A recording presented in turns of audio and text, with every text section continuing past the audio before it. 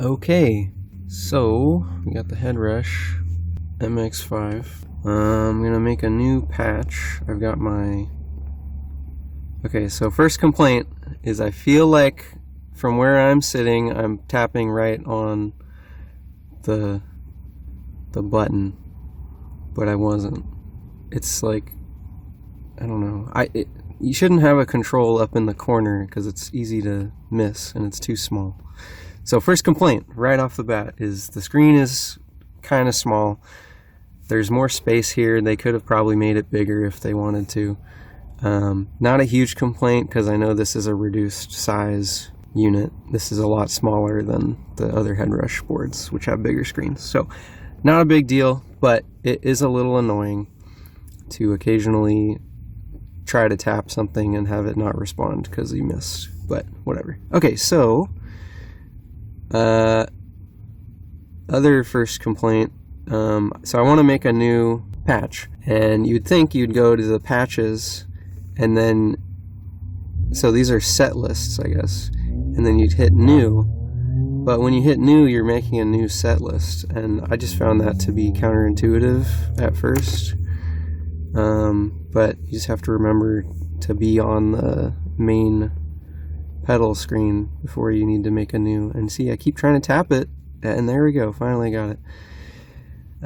You can use the knob to navigate, which is nice, and I ended up using that more than the touchscreen because the touchscreen is kind of finicky, like I said. So far that's how I've been doing it. So you just push in on the middle, and then you can use the knob to switch your option here, or you can use the foot switches, which is nice, or you can tap on the screen also, which is just so many choices. Quick note, these LEDs are really bright, too bright in my opinion, so that's why I put some tape over them, just in case you're wondering what that is. It's just to cut down on the glare. That might be good to have really bright LEDs on like a stage in the middle of the day, but I have not had that experience so far, so I couldn't say. But they seem too bright to me, and you cannot adjust them from what I've seen. Correct me if I'm wrong. So anyway, I'm doing a new patch, so I'm going to discard, and this is going to be an acoustic sound, nylon string.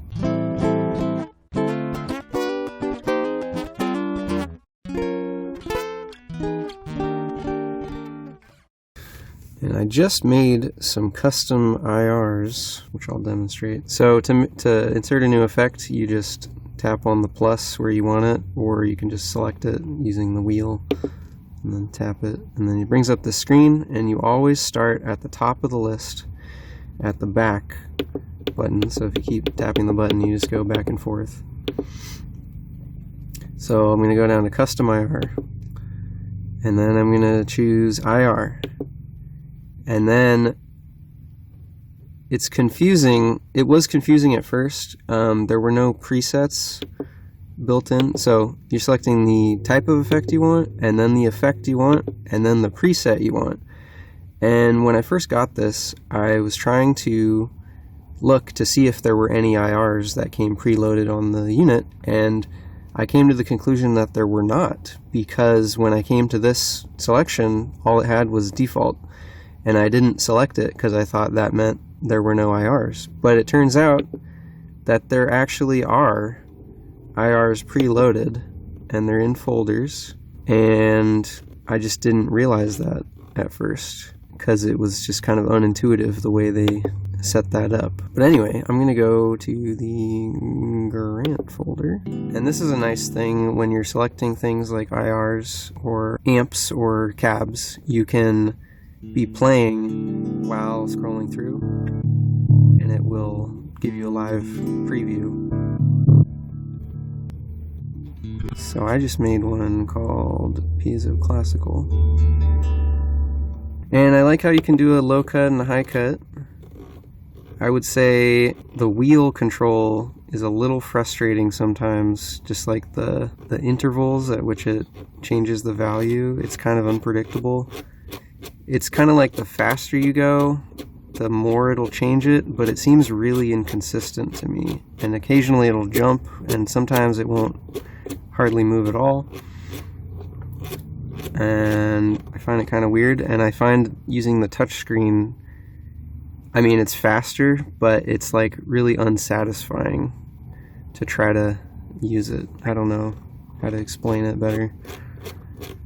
But anyway, I'm going to leave this in the full range. And then the way you get back to your pedal board setup is you just either press this button in the corner or use the wheel and go all the way to the left, and then it'll select the back button. And the way you can turn on and off effects on this screen is either pressing this on-off button right here, or pushing the actual on-off button on the pedal. I find both of these to be like way too precise of an operation. It's kind of frustrating because like sometimes you'll miss and then other things will happen, and it's like just kind of frustrating. You'd want everything to respond the first time you try it, you know, you don't want to have to try multiple times. So what else do we want here? Maybe a compressor. I was a little disappointed with the lack of compressors. Maybe I'm missing something. Maybe there's an update. I could look into that. But I'm coming from Zoom pedals, and on Zoom pedals they have like just way too many effects. Like some of them don't need to be there, but there's so many to choose from. And on this one it's like they just really narrowed it down to the bare minimum. Gray comp is like I think it's called a Reese compressor, that thing. To change to a different model, you can go and select the name of the effect, and it'll bring up the screen to add a new one, and it'll replace the one that you had. So then there's well, you know what? I thought this was a Dynacomp, but maybe that's what the gray one is, because this one looks like a rack unit in the picture. But this is like the full-featured compressor that actually has attack and release and stuff. So I haven't figured out yet if there's a way to bypass an effect from the edit screen. It doesn't seem like there is a way, and I find that to be really weird and stupid.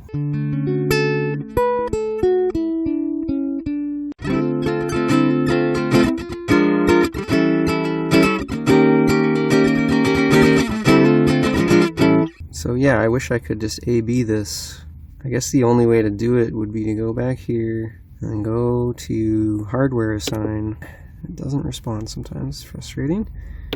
Then we go Dynacomp, and now we have a button where we can toggle it, so I suppose, yeah, so now we can do that.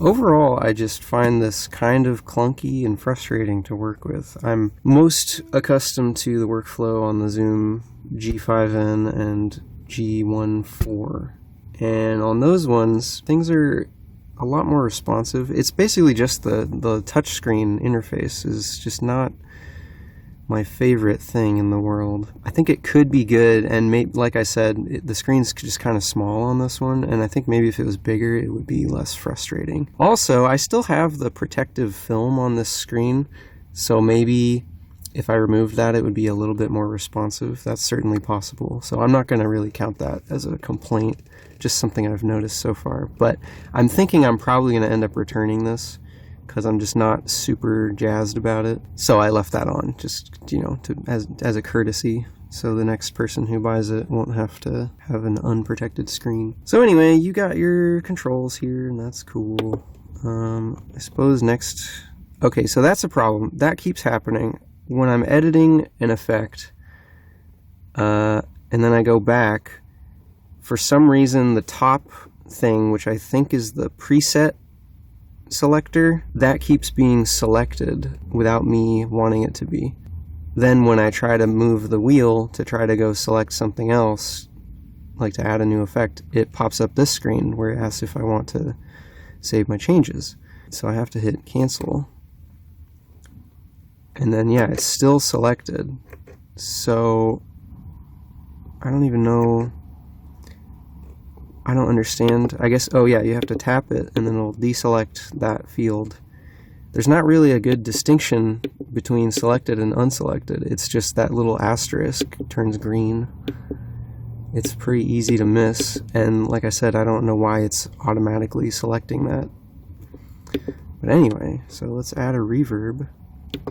And these are just presets, and they don't have a default preset, so you have to start with something. So I'm going to go with Hall.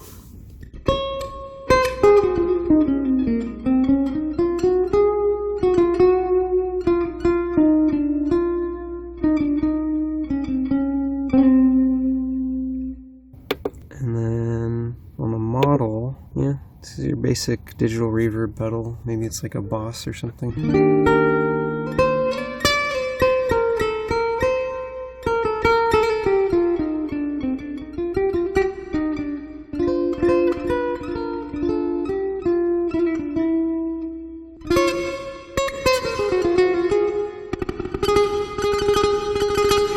It's a weird sound.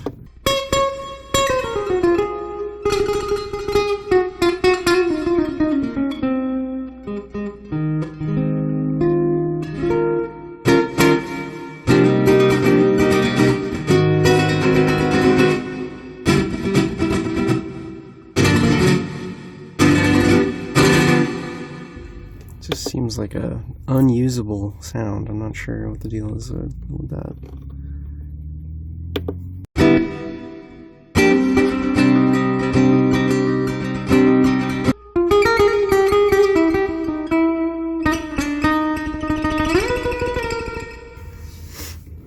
I'm not that big a fan of that reverb. So I'm going to go in and replace it with the 11 reverb. So one little nitpick again is, so I've got a reverb here and I want to replace it with a different reverb. So I go to the effect selector, and in my mind I feel like it should automatically be on the reverb category because that's what I've been using, but it's not. So every time you have to go down and select your category again, which is just kind of weird. It just doesn't seem necessary. It should be on the last category that you selected. So I'm going to change it to the 11 reverb, and I'll just start it on the arena preset, I suppose.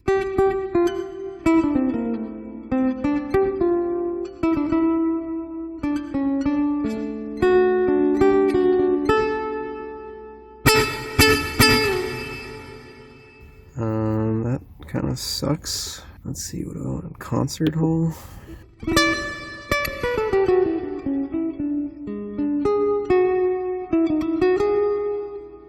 All these presets have like way too much mix.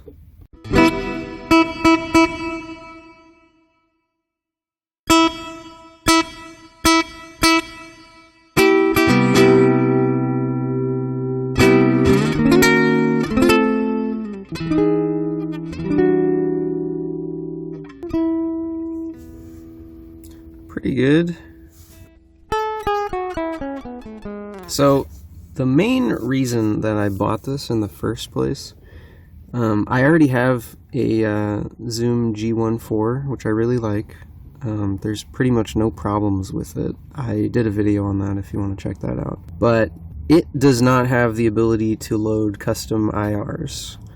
And I decided I wanted to get a guitar with piezo pickup so I could have nylon string sounds. But I don't really want an actual acoustic for various reasons. So I got this solid body guitar that I'm playing right now. And it's got a piezo pickup and nylon string, which sounds like that. And I've never liked the sound of piezo pickups going direct. They sound pretty good through speakers, but when you're listening on headphones or just recording them direct, they don't sound that great to me. But I discovered, like many other people, that if you use an impulse response, you can get a really convincing acoustic sound. It sounds just like it's being mic'd in a room, and that's amazing.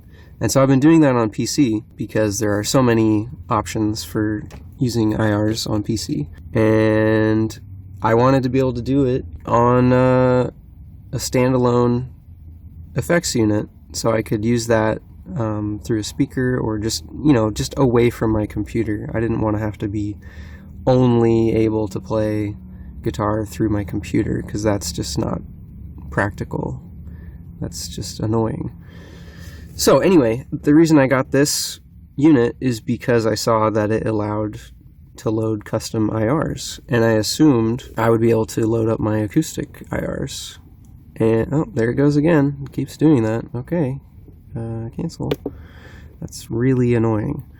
Anyway, so this IR that I made, I basically took a room reverb sound and then modified it to be a lot shorter than it was originally, and then I did an EQ match. I played my guitar into it, and then I did an EQ match between that and a classical guitar that I got from a recording. And when I EQ matched the room reverb, it turned it into a guitar reverb.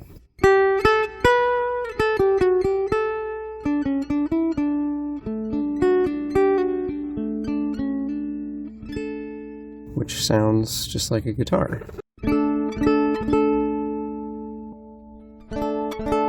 Whereas that dry signal just sounds like a gross piezo pickup.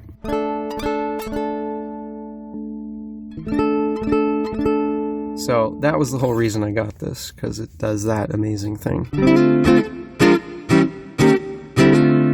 However, there are other multi-effects pedals nowadays that offer that feature, so I might need to start shopping around to find one that I like a little better. Strictly speaking, there's nothing really wrong with this one. It's got some annoyances, but it does seem to work well. By the way, quick note, I was kind of shocked to see that the power supply for this pedal and the marking on the power jack says 12 volt 3 amps, and if you're not electrically inclined, I'll let you know that that means that this pedal could draw 36 watts, which seems very excessive to me, and I had a hard time believing that it would actually draw that much power. So I tested it, and it turns out it only draws around 10 at the most, and more like 8 most of the time, 8 watts.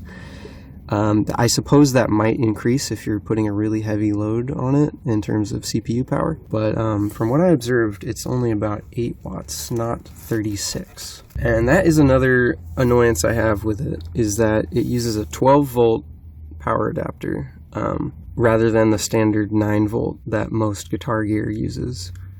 I was not expecting it to be 12 volts, so I was disappointed when I found that out. And the reason is, I like to run everything on battery power, and on the Zoom G5N and the G14, those have a 9 volt adapter. And what I did on my G5N was that I got a little USB power bank, like for charging your phone, and then I got a little cable that would take the USB power and step it up to 9 volts, and then I could actually run my Zoom G5N on battery power. I think I can do the same thing on this, but I would need to get a new adapter that would up it from 5 volts to 12 volts instead of 9. So that was just something that annoyed me, because like most guitar gear runs on 9 volts. It just seems weird that they don't adhere to that spec here, and maybe there's a technical reason for it. But another annoyance that I have, say I want to add in an EQ, I'd go here and we've got some choices. You've got graphic, para, bass. So you got the graphic EQ, which doesn't tell you what frequencies it's adjusting. It's just got 5 bands. So first of all, 5 bands, I mean, that's pretty basic. Does it say? I guess it says on the picture what bands it is. So it's 100 hertz, 270, 370, 600, 2K. Well, no, the picture only shows 4 bands, so that's not very comprehensive. There's clearly 5. 1, 2, 3, 4, 5. So that's fine. It works. I mean, it's just a basic, graphic EQ. But then if you wanted to do something a little more specific, you'd have to go to the parametric EQ. And I just think this interface is a mess. Like, what am I looking at here?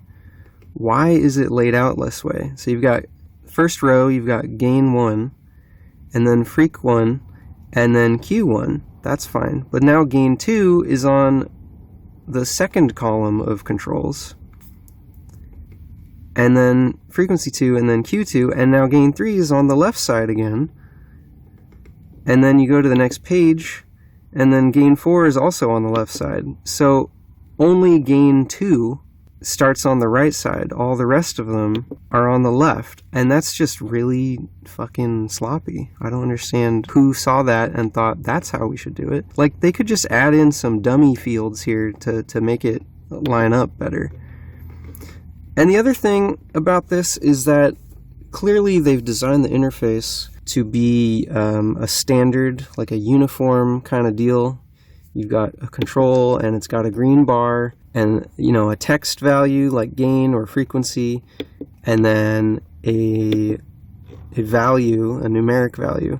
But would it have killed them to just make a custom UI for each effect? Like, this does work, and I suppose you could get used to it being all wonky like this. But what would be the problem with having a custom graphic for each effect to inspire you? You know, there's nothing inspirational about a bunch of green blocks. Again, I have to compare it to the Zoom, but the Zoom had, well, it has custom graphics for everything. I suppose this does too, in these little pictures. It's so small, you can't even see it. But like on the older Zooms, like the G1 on, those had actual like pedal graphics for each pedal, like when you were on the control screens, and I thought that was really neat. And it just seems like that would be not too much effort to include that sort of thing. But this is what we got on this one. We've got a bunch of green boxes and just kind of awkward layout. Another issue about this EQ is that it's got a type control for the first and last band of the EQ, and that's great. I'm glad they included that, because you've got a shelf, you've got a normal bell or a peak shape, or you can do a 6, 12, or 24 decibel filter, which is nice, or a notch filter, and that's great. I'm really glad that they included that feature. But why is it at the end of the parameters list? Like, gain 1 and frequency 1 and Q1 are right here. So why not put the type 1 control with those? Like, it should be first on the list. And then type 4 is fine to be at the end, but it should also be with the fourth band controls, these 3 right here. I don't understand why they would put another band's control in between the controls for type 4, or for band 4. It's just bizarre. I don't know who would think that this is the way to design it. But whatever. You know, I can get past that. It's fine, I guess. It does work, but it just seems so easy to fix this and just design it a little better. I don't understand why they wouldn't design it better. But cool. I'm happy that there's even a parametric EQ anyway. Like, that's more than the Zoom did. So, the other thing is, I was very disappointed at the lack of a Metal Zone model for the distortions. It seems to me that they're missing a lot of potential distortions. There's only one.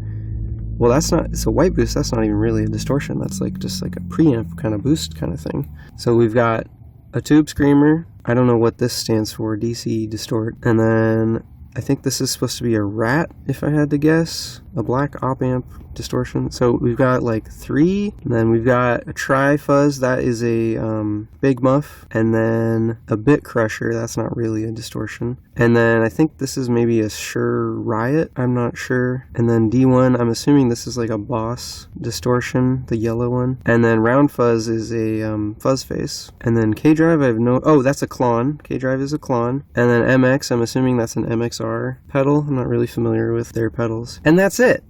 That's all the drive pedals you get. First impressions on the distortion selection, I'm not impressed. There's like a lot more pedals that they could have included. Again, I have to point to the Zooms. They have a bunch of distortions, most of which I'm not even sure what they are, but all of them sound really good. When I was playing with these, I didn't really like any of them. The green JRC OD, that's the Tube Screamer, that one is good. It's a nice sounding Tube Screamer style pedal. But other than that, I didn't find any of these nice to use. And maybe that's just me. Maybe I'm not really that big into distortion pedals. I don't know. Let's see. Yeah, the Tube Screamer and the fuzzes were pretty good. But yeah, other than that, I was feeling really let down that there weren't like more metal style distortions. So let me talk about the amps too. There's not, as far as I can tell, there's not a JC120 model in this. There's a 5150. I'm not sure what RB01B is supposed to be, but it's from the late 90s apparently. These are like the year of the model. I don't know what that amp is. MS30, I'm assuming that's like a Marshall. And then Tread. These are high gain amps, clearly. SL, I assume that's a Soldano. M2, I think Boogie Mark II maybe. 800, clearly that's a JCM 800, right? And then Plexi and Blue Line, I think these are Ampeg amps. The bass one seems to be an SVT. And another Plexi, another Plexi, another Plexi. Black Shimmer, I believe that's like a Fender blackface, some kind of a blackface Fender. And then a Duo, that's a twin reverb. Flip bass would be an Ampeg B15, I believe. A Vox AC 30 probably. Another Vox. J45, that's a Marshall, I believe. JCM 45. Super Reverb, maybe? I'm not sure. That's a Fender, I'm assuming. Princeton Reverb. I don't know what Mini is. Vibralux, maybe. Then the Fender Tweed amps. Fender Deluxe. And then, for some reason, at the top of the list are two orange amps from 2005, which I understand if they're sorting this list by alphanumeric order, then when you start it with a 0, it's going to be at the top of the list. But I feel like that's really sloppy too. They have these all in order from the 50s up until more modern times, but the most modern is at the beginning, before the 1950s. So I find that to be just sort of appallingly sloppy. I don't understand. Who did this? Why did you do this? Anyway, I didn't see anything in here that looked like a JC120, and that's weird because that seems like a very iconic amplifier that would be included. I just would think that you'd want that. And I also noticed it goes from 1969 to 1982. Like, there weren't any amps from the 70s worth including. I'm pretty sure there's some good guitar amps that were in the 1970s. I don't understand why you'd skip an entire decade. I'm gonna Google this real quick and see if there were any updates to the Headrush line. But this is a new pedal. This is only like a couple months old, so I thought it would come with all the new stuff. So there is an update, 2.3.1. Well, I just looked up the update, and there are some like bug fixes and stuff, but it didn't add any effects as far as I know. It said something about adding Anxiety OD V2 to the distortion section. I don't know if that's a new version or if that was just like an update for the actual effect that already is on here. But regardless, nothing really consequential. It didn't say anything about fixing the bug where the patch selector is selected when you go back, and it doesn't seem to do it every time. It's so weird. This is interesting. I didn't realize there was a search. Oh yeah, so occasionally you need to type stuff in on this keyboard, and it's too goddamn small on this small screen. So I don't know. I found it frustrating and unresponsive. But again, maybe it's because I have the screen protector on still. It's possible. I'm not going to hold it against it too much. Okay, something I really like about this unit is that you can go to the input. There we go. And yeah, there's presets. And then you can do unlocked or locked. And I believe that says either each patch has its own settings or all patches share the same settings. But what's really great about this is you can boost the gain on a patch up to 12 decibels, or cut it 60 or boost it 12. That by itself is amazing because sometimes you just need to tweak the input a little bit, and it could be really annoying if there was no feature for this. Like in the Zooms, there's no input gain adjustment. from what I can recall. And then there's a built-in noise gate, so that's awesome. You don't have to use up an effect slot for a noise gate like on the Zooms you do. Like, I talk about the Zooms, I think they're great, but there's so many issues that I've discussed in my other videos. But this is great. Like, I find this to be a great improvement over the Zoom style where you have to use an effect block for everything. So anyway, you got a gate. It's got some decent controls. You got a threshold and a release. And then there's a noise filter, which will filter out, like, you know, white noise type stuff. So that's good. And then USB in volume. So that's like if you're reamping something from your DAW on your computer, you could run it through the unit and put on some effects that way. I personally probably won't be doing that ever, but it's nice that they give you a volume adjustment for it if you do it, because you're gonna need to adjust the volume. So that's really nice. And then not only that, but at the end of your chain, you've got an output block, and you can do the same thing, I'm assuming up to 12 or maybe more. Oh my god, 36 decibels. So that's incredible, because a problem I had on other devices is that you'll have a distorted guitar and it'll be nice and loud, and then if you try to make a clean patch, you won't be able to make it as loud, either because the amp models need you to turn the gain all the way down to clean up, or just whatever else. They didn't allow enough control over the volume. And so this is amazing that you can boost it by 36 or cut it by 60. That's great. I'm a big fan of that feature. And then the width too, that's awesome. I didn't even realize that was there. So if you don't want it to be stereo, you can just turn that down to 0, and then it'll be a mono rig. And you can do presets, so that's nice if you want to, like, there we go. So there's mono and stereo.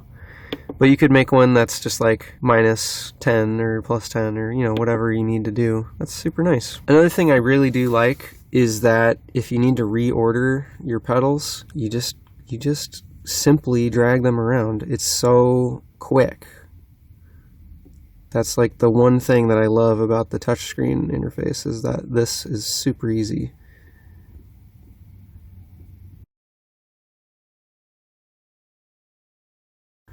So there's also this thing that pops up here when you have nothing selected, and that is like the layout of your pedals.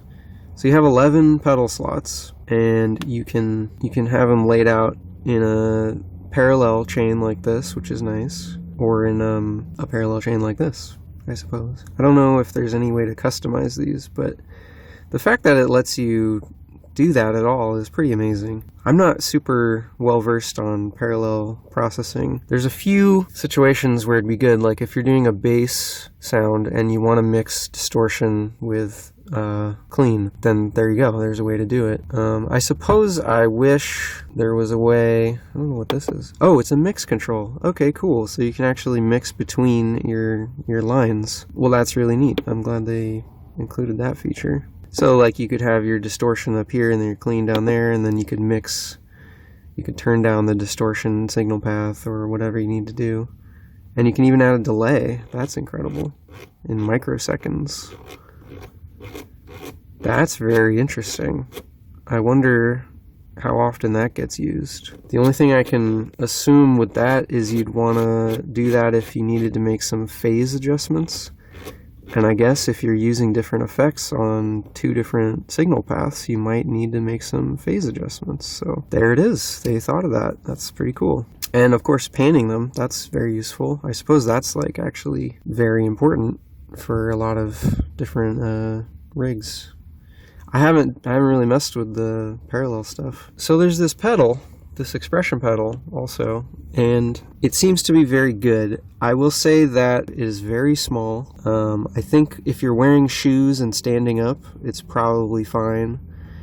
But in my limited experiments with this, I was barefoot and I was sitting down, and I found it to be very difficult to move it. It's really tight. I know you could adjust it. Yeah, there's a standard like Allen key adjustment on the right side. So that's fine. I'm sure that can be adjusted. But just out of the box, I found it to be really tight and hard to use. And then the actual pedal button, the switch, is like it's like a metal dome that flexes and pops into a certain position. And let's see if I can demonstrate something, because I thought it seemed really kind of shitty, for lack of a better word, when I tried it out. So we'll go to expression, and then we'll put on a wah. So there's your wah, and by default, it's not hooked up to the pedal. So you have to go to hardware assign, and then, where is it? Okay, so I don't really understand this. Oh, okay, so this is the pedal down here. That's a little picture of the pedal. So, as far as I can tell, the switch on the pedal just switches between two scenes. So on the A scene, we'll go black wah pedal.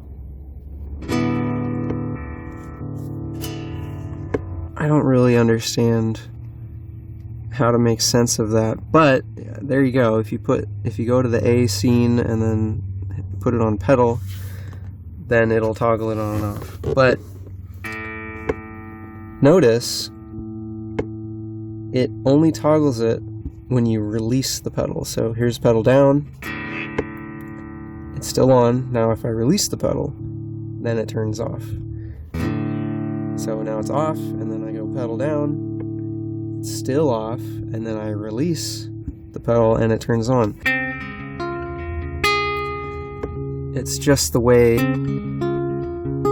this mechanism works that they've used here, because it's like a physical button, I think. It's not like a little digital button as far as I can tell. But that's not how a real wah works. On a real wah, you push down on the toe and it turns on immediately when you push down on it. It doesn't wait for you to lift off. And I could see that causing a problem if I was trying to do a wah thing, because normally, like on a Crybaby wah, you can very precisely activate it at a given moment. Like you can just stomp on it and it goes wah, you know? It immediately gives you that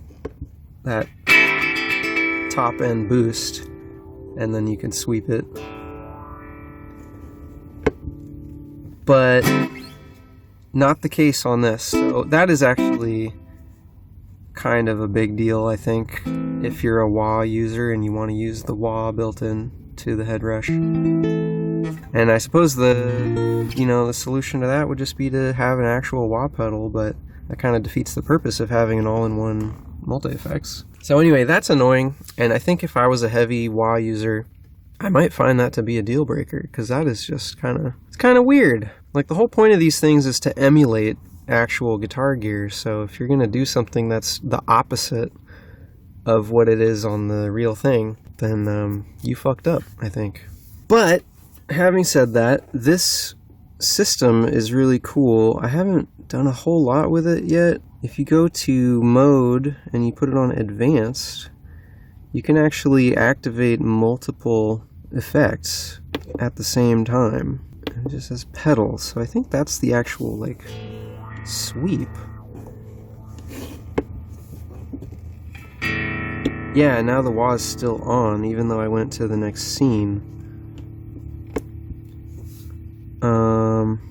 So how would I turn the pedal off?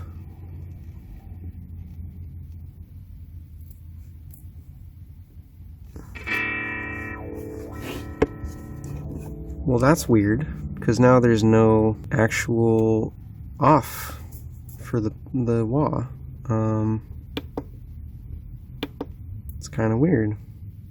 So what I was going to say is that this is really cool because you can control effects using the expression pedal.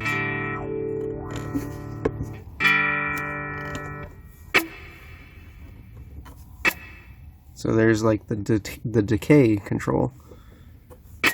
Short decay, long decay.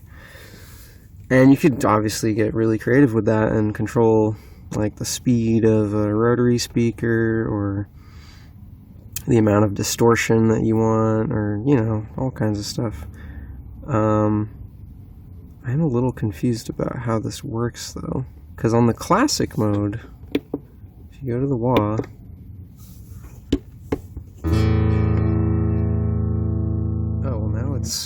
off on both. What is the deal here? Okay, so now it's...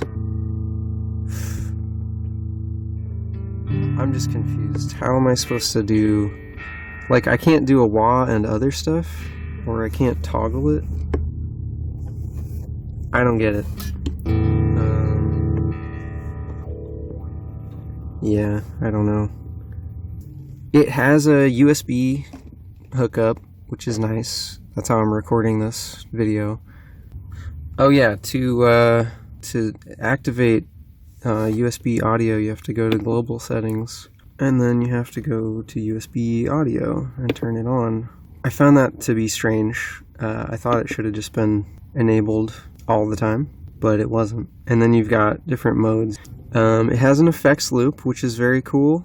Yeah, in the pedal selection, you can insert an effects loop. So if there's anything missing from this that you need, like a different distortion, like maybe you have a really nice analog distortion pedal that you want to use, you can just throw that in the effects loop. There is a drop tune effect, and it can go down up to 8 semitones. And this was something else I was excited about on this because it would be very useful.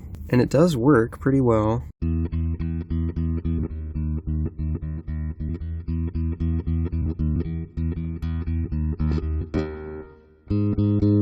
I'll do a hardware assign so I can toggle it. Drop tune on. Okay.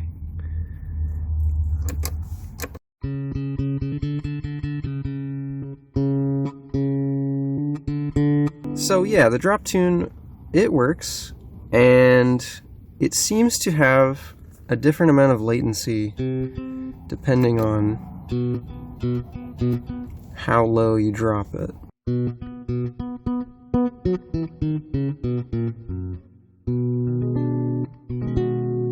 On the single step, it's pretty minimal.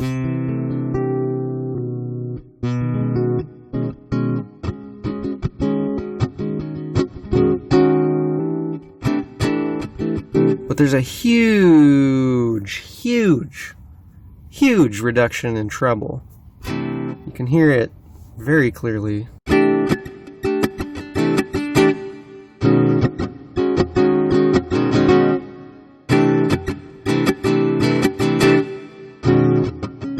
So that's not really usable for a clean sound. That's not really usable at all. That's more like something that you'd have to factor in when you're creating your tone. You'd have to compensate for that drop in the treble. So if I put it down to -8, you can hear a little glitchy popping sound.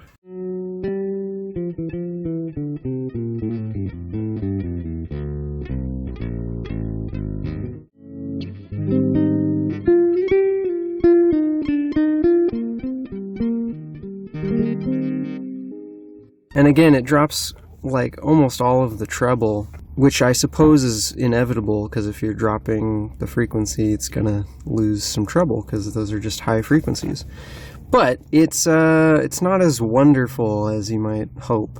So I had a funny idea, because you can't go down an octave on this, which I thought was strange, but I suppose it's because it doesn't work super well down an octave. But if you just do down 6, and then you do another one, if you just do 2 down 6s,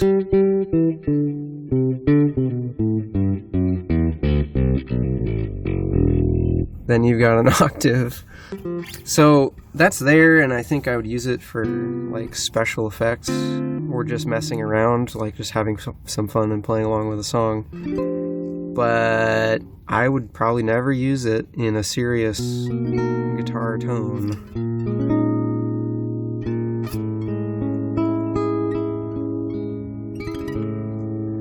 Because it's just kind of poopy. And then the acoustic sim.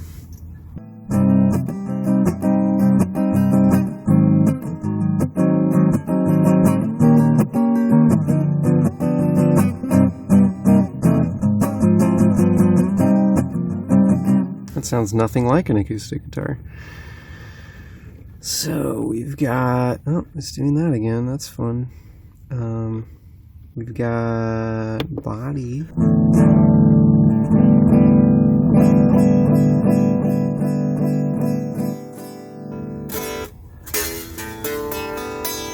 that's it. It just goes away when you turn the body down.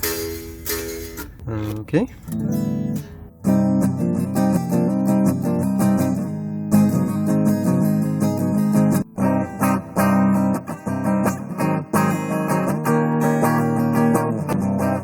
Well, that just sounds like trash to me. I can't see myself ever wanting to use that for anything. But, and there it goes again. And there it goes again. Oh, there it goes again. Okay. Yeah, I can't imagine wanting to use that for any reason. I saw another video where a guy, he had his very artfully filmed review with his very carefully crafted songs that he made on the Headrush, and he said that the acoustic simulator was the best one he's ever heard, and it was incredible, and he could not believe how realistic it sounded. And I think that guy might have been full of shit, to be perfectly blunt. So I want to make my favorite sound, which is a lightly overdriven, mid-range heavy, so-called clean sound with lots of spring reverb. I don't know who to compare that to. It's just a tone I've found that I really like. First thing, I guess I'll add an amp, and it will be, let's see if this actually has reverb. It says Princeton Rev. I think that means reverb. It's got volume, treble, bass, vibrato, speed, intensity, and vibrato sync. There's no reverb on this amp.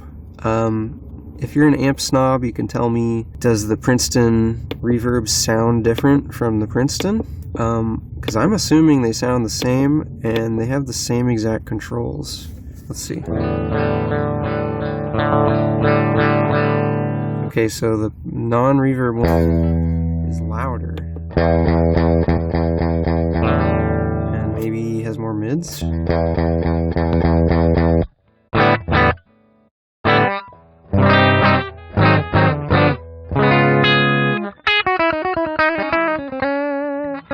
That one sounds maybe better, but I don't really like the way it sounds regardless. So this is giving me a 212 cab.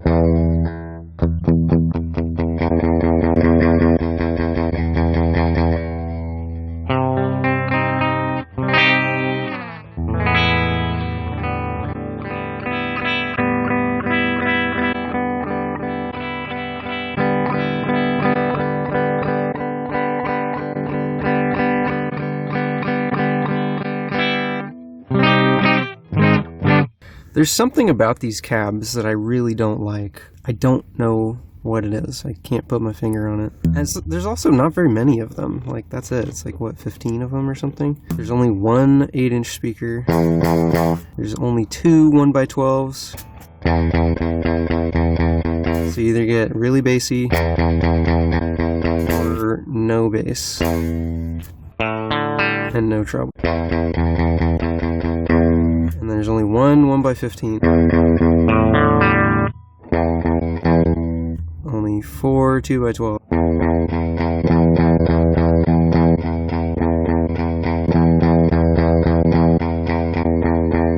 I guess that one sounds the best.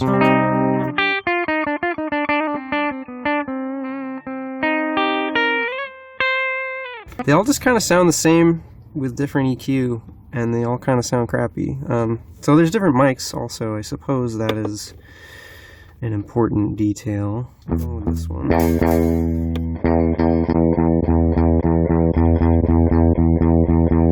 I don't know. It's the ribbon one. It's hard to pick because none of them really sound that great. On-axis, off-axis. I guess I'll go with off-axis. And then breakup.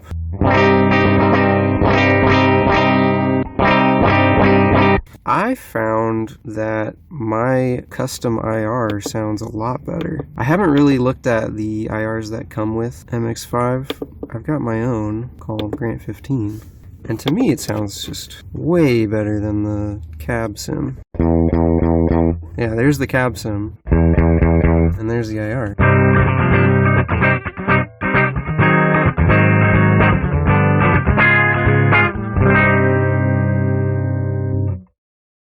So the only thing is that my IR is kind of bassy, which is good, because you can just filter it out with the low cut.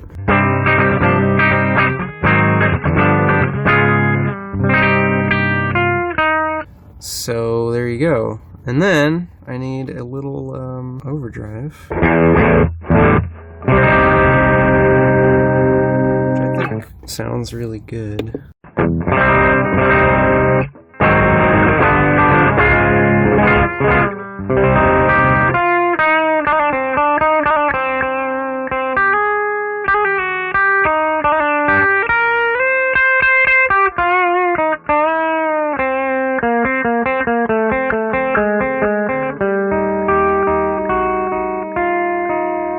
And then the only thing left is a nice little spring reverb, which sounds pretty good. It's got the little whank thing on it, the drippy sound.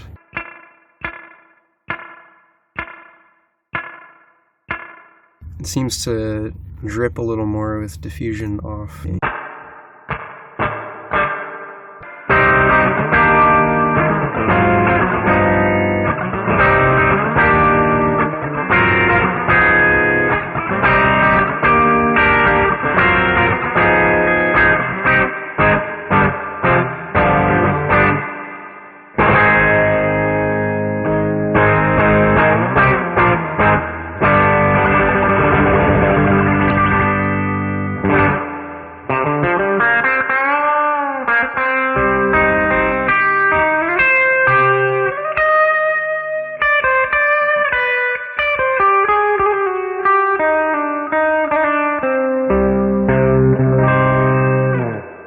Yeah, so that's fun. Oh yeah, I was trying to do a simulated acoustic on this one by loading up a couple different acoustic IRs that I had made, but that was on a different guitar and it doesn't sound right on this one.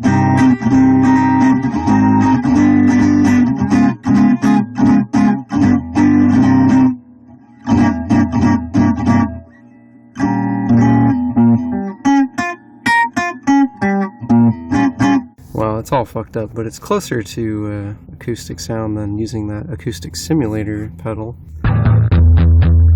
Oh boy.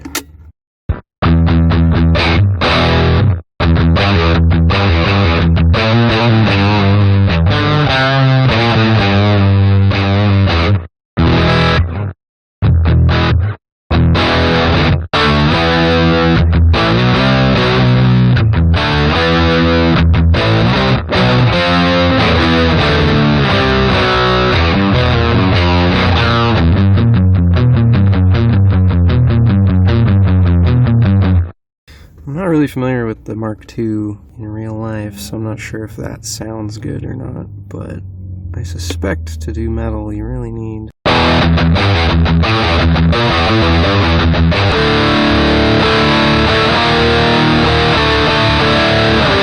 So I've got some noise coming in. I think that's because I'm hooked up to my computer.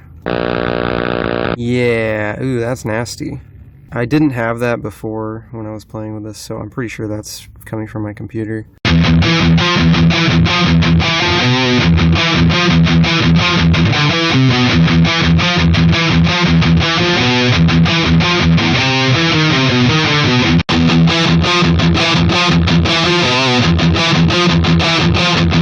Sorry about that noise, that's really bad. The amp sounds pretty good, I suppose. The distortion is pretty good. My issue is that there aren't more pedal-based distortions. So, like, let's change this amp. Big Muff.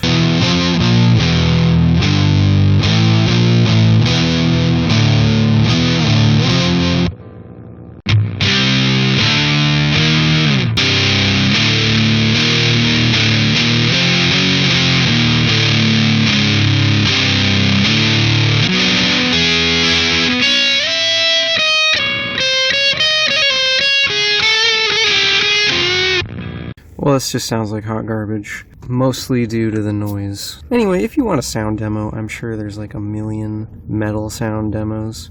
My take on it is that the cabs don't really sound that good. The name of the game is custom impulse responses, and luckily you can do that here. You just fucking go to IR, and you got all your IRs. I've got Metallica IRs downloaded 10 years ago or so.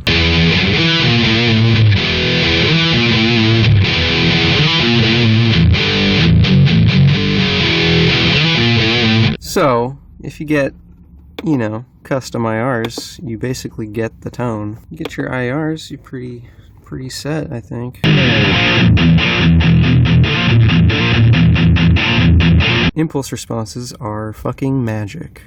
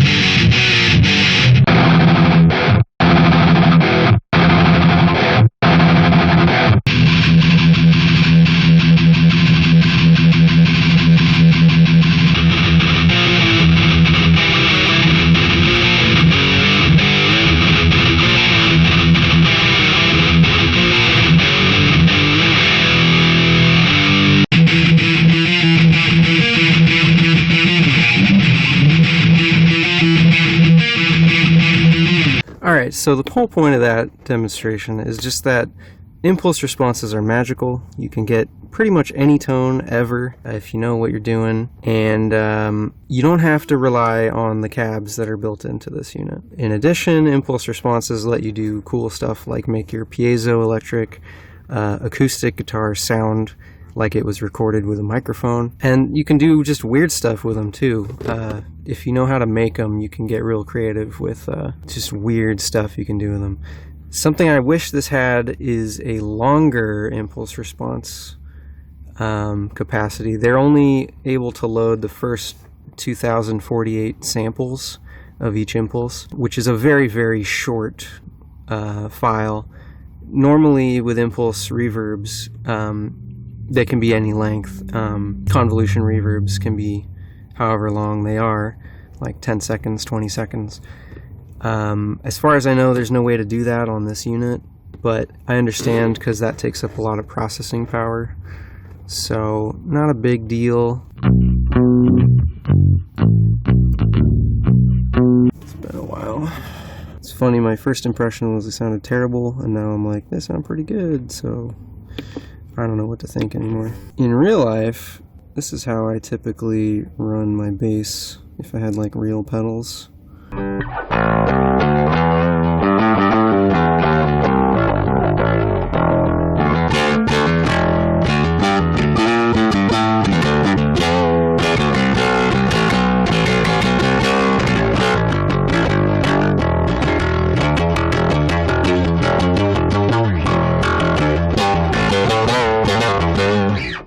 So that's probably what I would run into an amp, because then, yeah, I'll just play it through the 8x12 cab.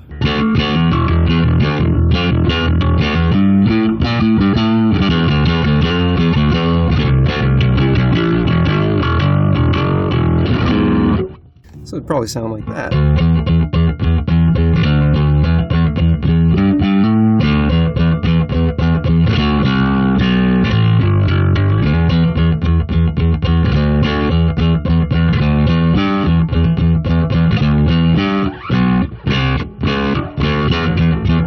And then normally, when I'm recording on the PC, I usually don't do a cab sim, I do parametric EQ, and then I do a filter.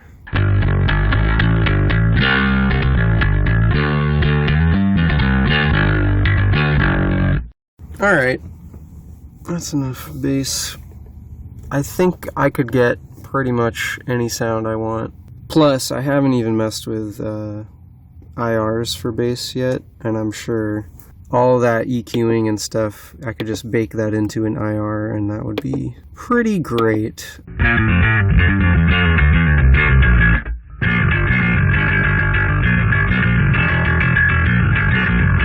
Alright, anyway, that's like a metal bass sound. Sounds pretty decent. I'll just go ahead and save it, I suppose. Okay, so once again, it seems to wait for the button release to start recording.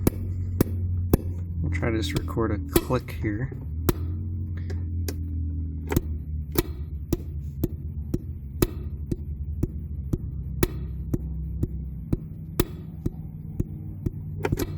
Oh, that's fucked up.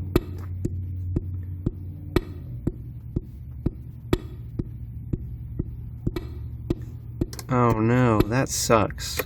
Cause it goes on button release. That's so hard to time it, because normally you just go, like, you hit it.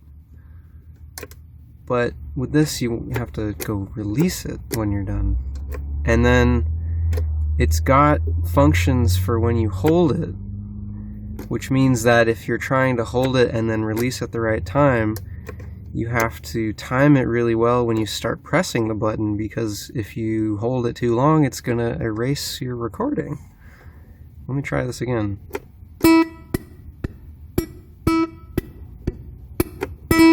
Oh man, that's not natural at all.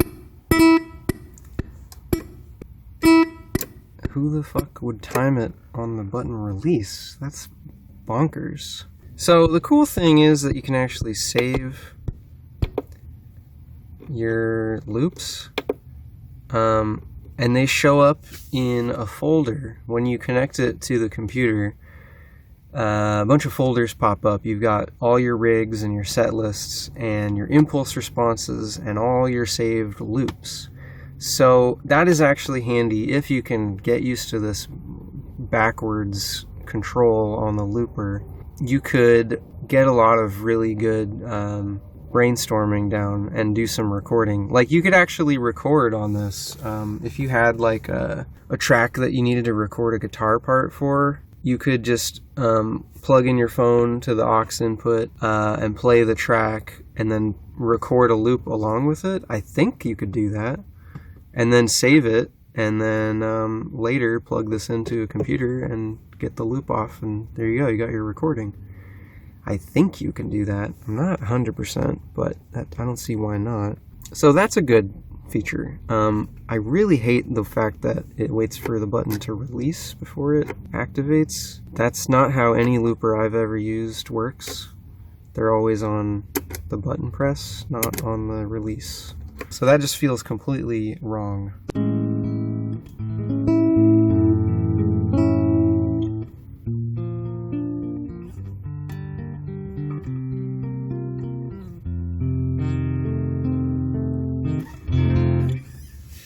So yeah, I think there's too many weird things on this. While it is a very capable processor, you can certainly get pretty much any tone you want, especially because it can load IRs. Despite all that, there's some weird shit with the buttons being activated on release, and the quirks with the UI where like this keeps getting selected and then this pops up.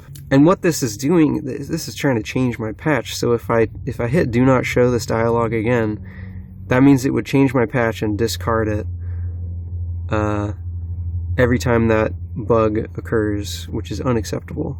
I assume that'll get fixed at some point, especially if I report it, but it might not also. Like, there's no guarantee there. Yeah, so there's just some issues with it.